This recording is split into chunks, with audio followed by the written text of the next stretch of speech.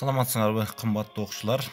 Силер менен мен Ош шаарындагы Валентина Терешкова атындагы мектеп-интернатынын кыргыз тили жана адабияты мугалими Шермамат уулу Рамазан болмокчумун.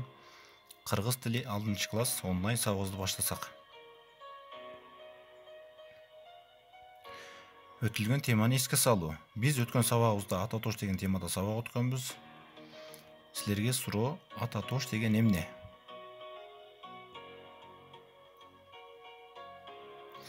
Азаматсыңар, ата тош деп затты же алардын сын сыпаттык сан өлчөмдүк белгилерин атабай, аларды өтө жалпылап көрсөтүүчү сөздөр ата тош деп аталат деп өткөн сабагыбызда кененирээк маалымат алып таанышканбыз. Мисал келтирсек: ал келди, биз бардык, биз бүгүн келдик. Мында биринчи сүйлөмдөгү ал, экинчи жана үчүнчү сүйлөмдөгү биз деген сөздөрүбүз булар ата тош болду.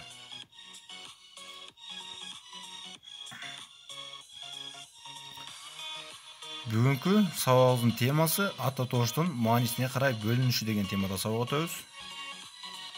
Сабактын максаты менен тааныша кетсек, ата тоштун маанисине карай бөлүнүшү жөнүндө билесиңер. Жактама ата тош, сурама ата тош, шилтеме ата тош боюнча маалымат аласыңар.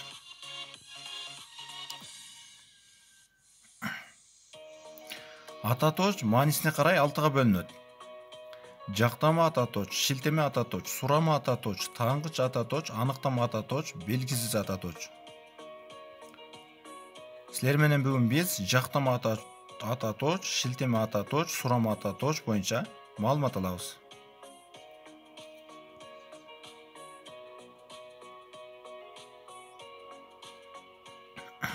Жактама ата тош деп жалпыланган заттык маанини 3 жактын бирине жекелик көптүк санга тиешелүү кылып көрсөткөн ата тоштор жактама ата тош деп аталат. Жактама ата тошторго мен, сен, ал, биз, силер, сиздер, алар деген сөздөр кирет да ким, кимдер деген суроолорго жооп берет. Эскертүү: сен, ал деген жактама ата тошторго көптүк лар мүчөсү уланганда уңгулсу өзгөрүп кетет. Ал, алар, сен, силер.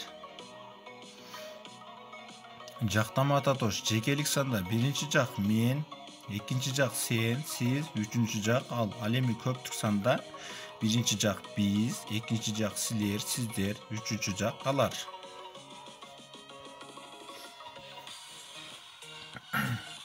Көнүгүштө төмөнкү сүйлөмдөрдү дептерибизге жазып, жактама ата тошторду табабыз. Жактама ата тошторго кандай сөздөр кирет? Санап бересиңер.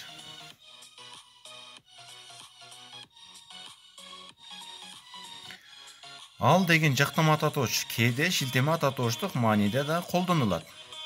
Эгер ал деген сөз аныкталгычсыз айтылса, жактама ата тоштук мааниде колдонулат. Ал келди, ал окуду, ал иштеди. Ал эми аныкталгыч менен бирге айтылса, шилтемелик мааниде колдонулат. Ал окуучу жакшы окуйт. Ал балдар өтө тартиптүү. Мында шилтемелик мааниде колдонулду. Эскертүү: ал деген жактама ата тош шилтемелик мааниде колдонулганда аныктооштун милдетин аткарат. Мисалы: ал окуучу жакшы окуйт. Суроо берсек: кайсы окуучу? Ал деген ата тош сөзүбүз аныктооштук милдет аткарды мында.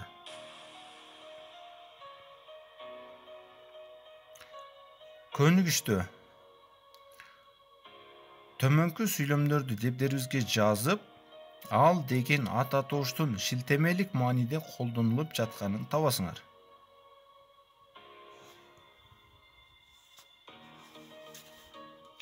Шилтеме ата тош деп бир затка карата көрсөтүлгөн жаңсоо иретинде айтылган бир өңчөй заттардан бирөөнү бөлүп көрсөткөн ата тоштор шилтеме ата тош деп аталат. Шилтеме ата тошторго кайсы кээде ага көптүк лар мүчөсү уланып, кимдер, кайсылар деген суроо берилет.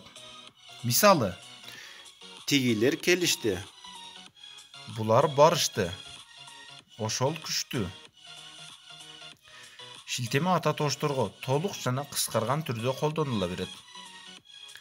Бу, бул, ушу, ушул, мына бул деген ата тооштор өтө жакынкы затка карата айтылган болсо, тиги, тигил, ошо, ошол обочорок затка карата айтылат. Ал эми тетиги, тетигил, тетиги, тетигил алыс турган затка карата колдонулат бул сөздөр.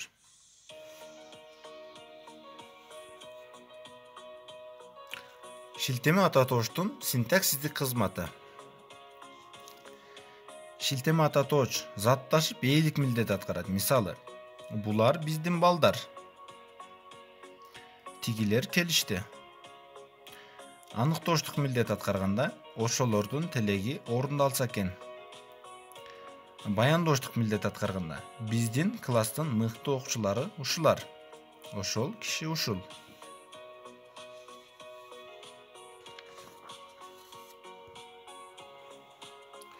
Көнүгүштө төмөнкү сүйлөмдөрдү дептерибизге жазып, шилтеме ата тооштун астын сызабыз.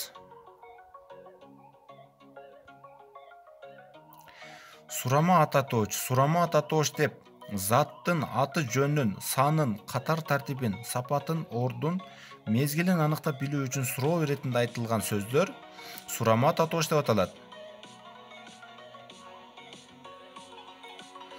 Сурама ата тоошторго ким, эмне, кандай, качан, кайсы, кайда, кайдан, канча, кана деген сөздөр кирет.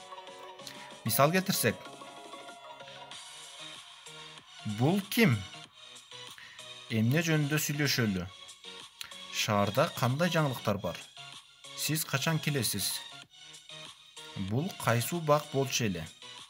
Силер кайда баратасыңар? Силер кайдан келатасыңар? Балам, сен канчадасың? Китебиң кана, дептериң кана? Булар сурама ата тоошторго мисал келтирдик.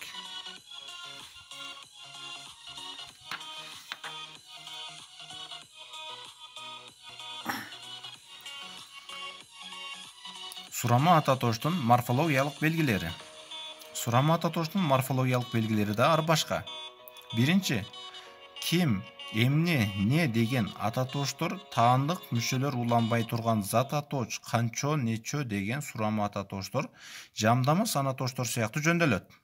Мисалы, ким деген сөздү жөндөй турган болсок, кимдин, кимге, кимди, кимде, кимден. Канчо деген сөздү жөндөй турган болсок, канчо атооч. Канчонун, канчоно, канчону, канчодо, канчонон.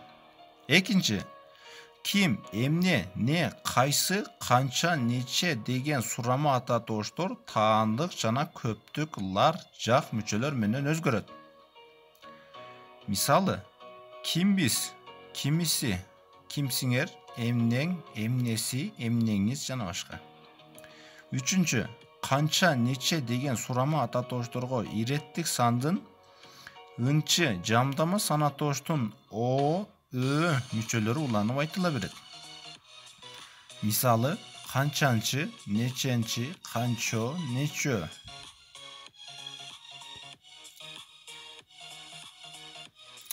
Эмне, не, кайсы, канча деген сурама ата тоошторду дептерибизге жөндөйбүз.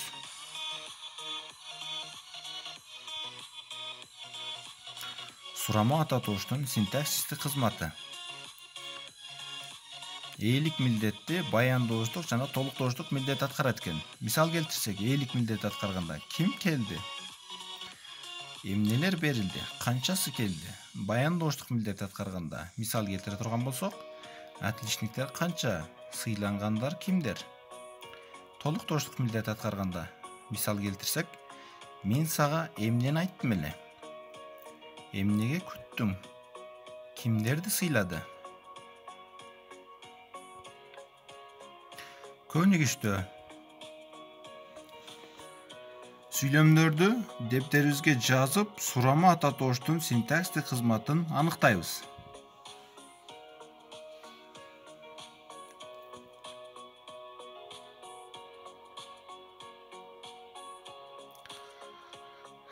Анда балдар үйгө тапшырма, төмөнкү сүйлөмдөрдү дептерибизге жазып, сурама ата тоошторду табабыз. Сурама ататоштор кайсы учурда көп колдонулат? Суроого жооп беребиз. Бүгүнкү сабагыбыз соңуна келип жетти. Кийинки сабактардан көрүшкөнгө чейин саламатта калгыла.